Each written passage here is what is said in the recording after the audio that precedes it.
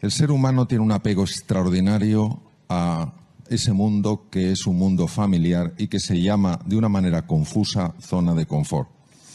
La zona de confort no necesariamente es cómoda. La zona de confort sencillamente marca un entorno familiar, es decir, algo conocido. Y verdaderamente, aunque el cerebro humano sí está preparado perfectamente para hacer frente a los desafíos, los cambios, la incertidumbre, la volatilidad, la complejidad, todo eso, la mente humana, por una serie de condicionamientos, no está nada a gusto con los cambios. Entonces, nosotros lo que necesitamos es descubrir qué podemos hacer para navegar por esta tormenta con serenidad, con entusiasmo y con confianza. El ser humano ha de entender varias cosas. Primero, que cuando pasa por un momento de incertidumbre, un momento complejo que no puede controlar, eso se experimenta como sufrimiento. No es agradable y tenemos que ser capaces de trascender ese dolor, tenemos que ser capaces de trascender esa dificultad para crecer. Aquí es donde hay que poner en marcha un concepto que se llama resiliencia y nos recuerda un poco ese junco que cuando el viento le empuja se dobla, se pliega, pero no se quiebra. Y cuando el junco ya no está sometido a la presión tremenda del viento, ese junco vuelve. Es decir, la capacidad de resistir un determinado grado de deformación y la capacidad de recuperarse una vez que ha sido deformado, eso define la resiliencia. Entonces, cuando nosotros conseguimos ser resilientes, es decir, conseguimos no quebrarnos ante la presión, no quebrarnos ante el dolor, no quebrarnos ante la dificultad, no quebrarnos ante la incertidumbre, ese junco se hace más robusto. Y a ese junco en el futuro le deformarán mucho menos los acontecimientos exteriores y se recuperará mucho antes. ¿Nosotros cómo podemos ganar en resiliencia en esta situación? Pues nosotros tenemos que tener en cuenta que sea en el trabajo, sea en las relaciones personales con tus seres más queridos, sea con tus clientes, sea contigo mismo, contigo misma. Hay una serie de dimensiones presentes en todo ser humano que si las cuidamos es inevitable que aumentemos la resiliencia, inevitable. ¿Y por qué son tres dimensiones? Pues porque el ser humano es así, es como si vemos un precioso tapiz y ves que tiene 3 hilos de colores y si tú quitas uno de esos hilos, el tapiz ya no es el mismo. Uno de los colores correspondería a la dimensión física, a nuestra corporalidad, a nuestro cuerpo. La otra dimensión correspondería al aspecto mental, al funcionamiento de nuestra mente. Sabemos perfectamente que en el cuerpo se generan procesos mentales. Por ejemplo, sabemos que en el tubo digestivo hay un cerebro que tiene ni más ni menos que 500 millones de neuronas y que está afectando directamente a los estados de ánimo. También sabemos, por ejemplo, que el corazón tiene aproximadamente 45.000 neuronas y que está mandando simplemente con la frecuencia cardíaca un mensaje al centro del miedo en el cerebro para decir si el entorno es seguro o no. Es decir, no es el cerebro el que informa al corazón, es el corazón el que informa al cerebro. La mente, por tanto, es probablemente un puente entre el mundo de la energía y el mundo de la materialidad, o podríamos decir entre el mundo del espíritu concebido de una manera muy amplia y el mundo de lo material. Bien. Y la tercera dimensión es la dimensión anímica, es decir, es lo que trasciende al ser humano, es el interés por los demás, es el amor a la naturaleza, es por tanto celebrar siempre la diversidad, es no permitir ni que ideas políticas, ni que ideas religiosas, ni que ideas culturales puedan separarnos en lo más profundo que es nuestra humanidad, nuestro anhelo de estar juntos, nuestro anhelo de ayudarnos unos a otros a ser más felices y sufrir menos. Entonces, si nosotros cuidamos estas tres dimensiones, la dimensión física, la dimensión corporal, la dimensión mental, que obviamente está conectada como ese hilo con los otros hilos del tapiz, y la dimensión anímica, inevitablemente hay un aumento de resiliencia y de esta situación vamos a experimentar como consecuencia de esto un crecimiento. Es decir, después de esta situación traumática, que es la que es y que es dura y es desagradable, experimentaremos un crecimiento. Es decir, en lugar de quebrarnos, de ser un junco que se quiebra o un junco que se queda doblado y no puede volver a su situación de partida, nos convertimos en juncos mucho más flexibles y simultáneamente mucho más robustos. Es decir, pasamos de la consistencia del hierro a la consistencia del acero. El acero no solamente es más sólido que el hierro, sino que es más resiliente que el hierro. ¿Qué aspectos tenemos que cuidar en las tres dimensiones? La dimensión del cuerpo, la dimensión de la mente y la dimensión anímica, la dimensión del alma, entendida en un sentido amplio, como trascendencia, del verbo transcando, ir más allá de uno mismo, de su propio ego, de su propio yo. A nivel corporal hay que hacer varias cosas para cuidar el cuerpo, la dimensión corpórea. La primera cosa es el ejercicio físico. El sedentarismo acaba matando. Pero el ejercicio físico es importante para cuidar el cerebro. Está demostrado que cuando uno hace ejercicio físico, las posibilidades de caer en un proceso de ansiedad o depresión se reducen drásticamente. En segundo lugar, hay que cuidar la nutrición. Todos estamos experimentando estrés. El estrés no es más que la salida de lo familiar. Se activan automáticamente los mecanismos del estrés. Y cuando uno se estresa, se libera cortisol. Y el cortisol lo que quiere es llenar la sangre de azúcar. Entonces nos convertimos en personas ávidas de dulces. Esos dulces que se ingieren en exceso, se sabe que producen inflamación cerebral, que favorece la aparición de ansiedad y depresión. No la queremos, ni la ansiedad ni la depresión, en ningún momento de la vida, y menos en una situación donde tenemos que estar especialmente entusiastas y con un ánimo más elevado. En tercer lugar, el tema del dormir. Vamos a ver. Durante el sueño se activan genes nocturnos que evitan que haya mutaciones cancerígenas. Durante el sueño, el sistema linfático que limpia el cerebro de proteínas anómalas que, si se acumulan, pueden dar trastornos degenerativos. Hay que acostarse sin estar viendo pantallas que emitan luz azul, porque interferimos la liberación de melatonina, que empieza a liberarse a las 9 de la noche y alcanza su pico entre las 11 y las 3. Si nosotros no cuidamos el descanso y nos dedicamos a estar todo el rato contestando emails, viendo cosas, interferimos el sueño y aumenta los niveles de estrés, favorece la ansiedad y favorece la depresión. Eso en cuanto a la parte física, para no extenderme. Habría otras dimensiones que son la respiración y la postura, pero bueno, las dejo para otra ocasión. La parte mental. Me voy exclusivamente a una cosa. No hay que tolerar que la mente nos lleve al pasado para lamentarnos por lo que hicimos o dejamos de hacer, o que nos proyecte al futuro para preocuparnos por lo que va a suceder y que no vamos a ser capaces de gestionar. Esto es una enfermedad de la mente que se descubrió hace 3.500 años y que está perfectamente reflejado en el Bhagavad Gita. ¿Cómo lo hacemos? Entrenando el músculo de la atención. Las prácticas de la meditación, las prácticas del mindfulness nos ayudan a centrar la atención y a saltar de lo que se llama la red neuronal por defecto a la red ejecutiva central. La red neuronal por defecto es la base de la infelicidad del ser humano y influye directamente en la enfermedad. La red ejecutiva central se activa cuando nos enfocamos en la tarea. Mejora el funcionamiento del sistema inmune, que es precisamente el que nos tiene que defender de los virus.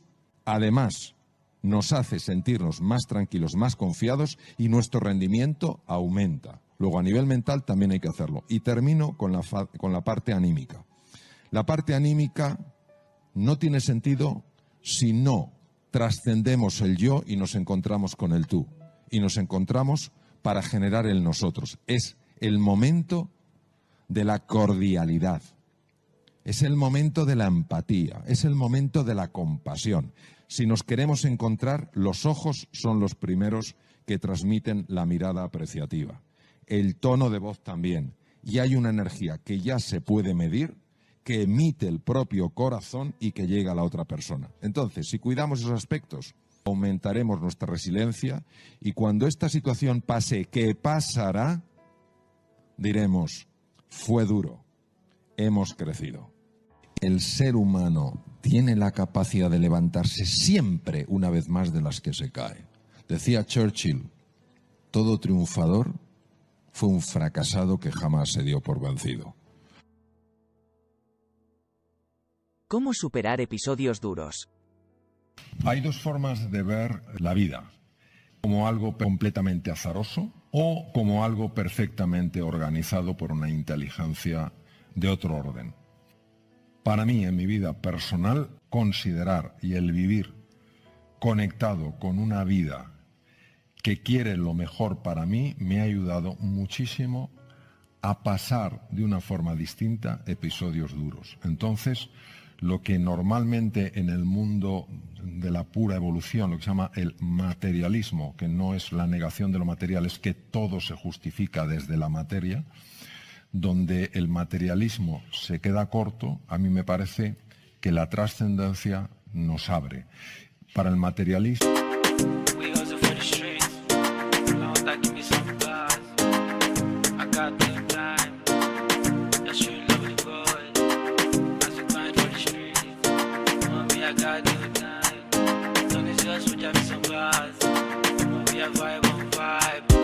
Me at the dollar on time, we grinding all day, we don't even bother. The street too hard, nobody cares. Nobody wanna know where you come from. You better hustle tight, just to be yourself, just to fight survival. The daily survivor, I go survive. If not for God, oh, where have a day today? If not for Jesus, where have a day? If not for God, oh, I'm aware of a day. If not for Him, do my day. Where have a day today? Some just they pray for my debts, then they pray make I fall, then they pray make I go down, slow down, on a slow mo. The hustle so tight, the street so hard, nobody to help you. You got to hustle and help yourself. We do it all day without the help of nobody. We still surviving for the streets. Our things still hard. No time, no darling. We shall go survive. We survive. We survive. We must survive.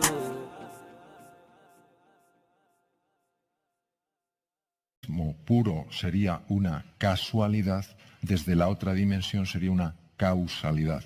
Si yo me enfrento a lo que me está pasando y activo la amígdala, seré mucho más incapaz de resolverlo. Si yo acepto esta realidad que esconde una lección que de momento no veo y me abro a aprender la lección, tendré mis zonas anteriores del cerebro plenamente operativas y podré navegar mucho mejor. No es fácil, nada fácil mantener la calma si inmediatamente no tomas el control de tu foco. O sea, nada de buscar chivos expiatorios, nada de buscar culpables. ¿Dónde está la solución? Entonces, el foco es rapidísimo cuando tú tomas control en ese sentido. Entonces, ¿a dónde llevo yo el foco? El foco siempre a ganar, nunca a no perder. El foco a la solución, no al problema. El problema ya sabes que está. Cuando nosotros en la incertidumbre solo vemos lo desconocido, lo que no controlamos, lo que no gobernamos, ¿por qué es tan importante establecer una relación radicalmente distinta con la incertidumbre? A veces, cuando uno le da la vuelta a una situación, puede encontrar una oportunidad. Pero si ya la rechaza, si ya se resiste, es imposible. Entonces, claro que va a haber complejidad, claro, la hay, claro que hay peligros, por supuesto, pero no es lo único que hay. También hay oportunidades, también hay posibilidades, también hay caminos. ¿Y por qué es tan importante que asociéis a incertidumbre la palabra oportunidad? Porque quiero que abráis otros cajones en el inconsciente. Cajones de ilusión, cajones de posibilidad, cajones de crecimiento, de evolución. Y cuando tú vas entrenando este lenguaje...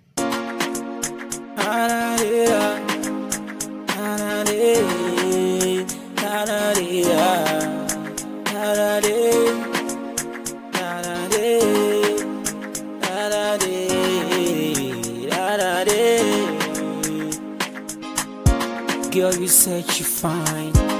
Your body can vibrate. The things you do, girl, you make me want to cry. Nobody else but you. Now you I want to wanna be with you, baby, for the rest of my life. This is Shaliwa, you want him. I'm searching all over, all over. Baby girl, don't make me cry, cause I'm all over you. Baby, don't you make me cry, cause I'm all over you. Your body got me go mad. Me, I wanna go down, down, down. Me, kukule regele, too much for me. Me, kukule regele, tell me name wala. Me, I wanna vibe on that. My shawty call me my mind. I really wanna vibe on.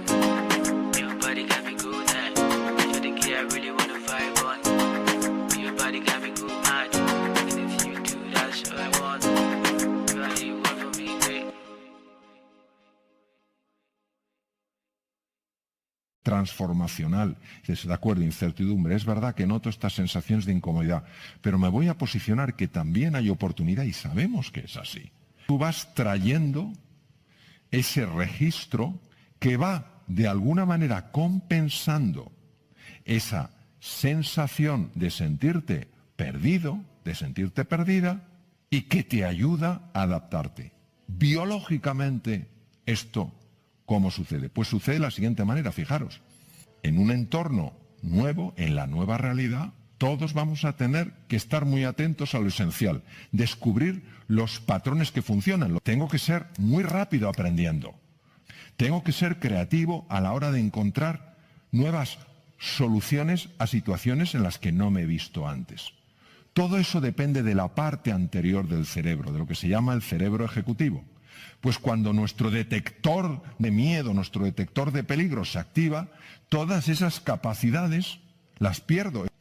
Por eso, mi propuesta es siempre ir a cualquier terreno marcado por la incertidumbre, y esta realidad, la nueva realidad, lo es, con esa mente abierta, deseando conocer, deseando comprender, deseando explorar, deseando mejorar y deseando evolucionar. ¿Qué es la felicidad? Es un estado de serenidad, es un estado de equilibrio y de paz, incluso en medio de la dificultad e incluso en medio del sufrimiento. Por eso yo diría que la felicidad no es necesariamente un estado emocional, sino un estado de conciencia, una perspectiva sobre las cosas. Precisamente lo único que no nos podrá nadie quitar. Cómo decidimos, cómo elegimos relacionarnos con las cosas que nos pasan.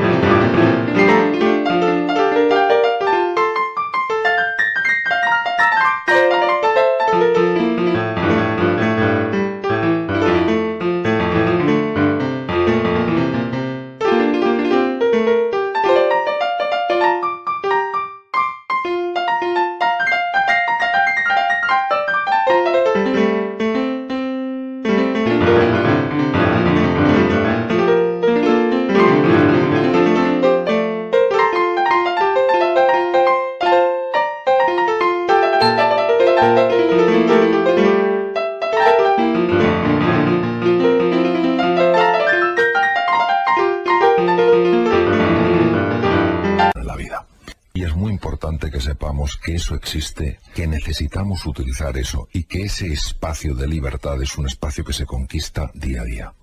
Nos sentimos solos, nos sentimos perdidos, nos sentimos en peligro. Y cuando una persona se siente así, cuando una persona está a la defensiva, de manera natural se vuelve irritable.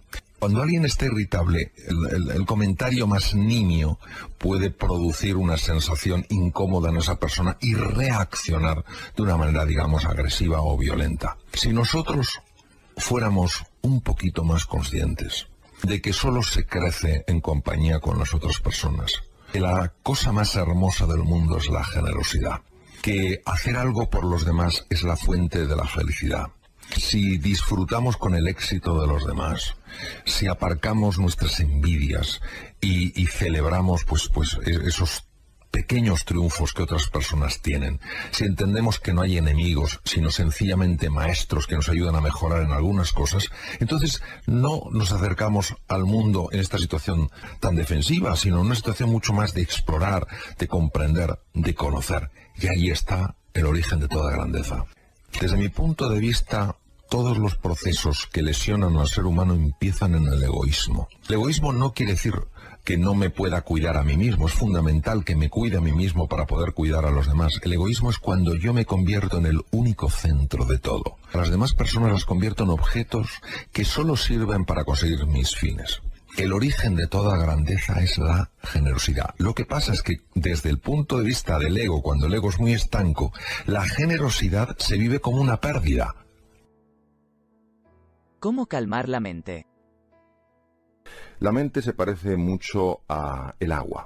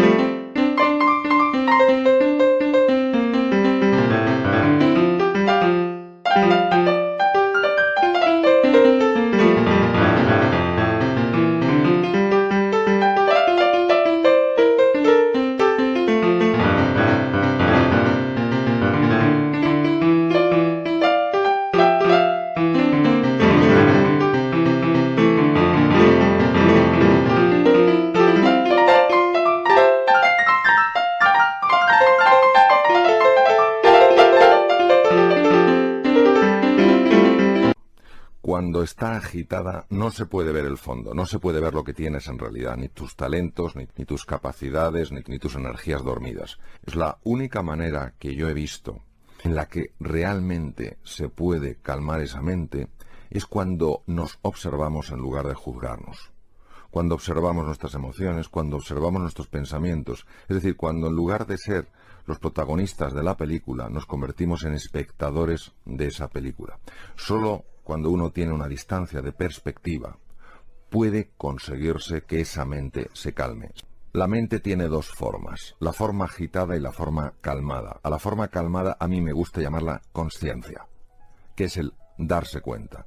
Y a la mente agitada me gusta llamarla la mente confusa, la mente que enjuicia. Entonces, más que la no mente, es la mente tranquila. Se utiliza el concepto no mente porque para llegar a esa mente tranquila hay que penetrar en el silencio. Y la mente agitada no soporta el silencio. La mente agitada solo quiere que estemos constantemente pensando y constantemente moviéndonos. Para poder sacar partido al inconsciente hay que ser capaz de influir en el inconsciente. Al inconsciente solo se le influye o con imágenes o con emociones. Cuando usamos la imaginación y las emociones de una forma conjunta, el inconsciente siempre lo recoge. Es decir, al inconsciente no se llega con conocimientos, se llega con experiencias. El dominio de la atención puede ser incluso más importante que la inteligencia que una persona tenga. Saber concentrar la atención en lo relevante y alejarse de tontunas y de distracciones es lo que permite realmente que el aprendizaje tenga lugar. La atención hay varias formas de cultivarla. Es un entrenamiento diario. Una de las formas más potentes que se ha encontrado es lo que se llama mindfulness o atención plena. Este ejercicio de la atención es muy importante y ayuda muchísimo en la vida. Segundo tema es efectivamente el tema de la nutrición. El cerebro solo puede consumir glucosa y oxígeno. La glucosa hay que dársela al cerebro de una forma continua. Hay que comer entre 5 o 6 veces y fundamentalmente hidratos de carbono que liberen el azúcar de una forma progresiva, no en picos. En tercer lugar, para mantener la atención es esencial dormir de forma constante un mínimo de 7 horas, entre 7 y 8 horas. El ideal son 8. Cuando reducimos las horas de sueño, supuestamente en beneficio de la eficacia, la atención baja radicalmente. Y hay otro punto, que es el ejercicio físico. El ejercicio físico es muy importante porque mejora clarísimamente la atención.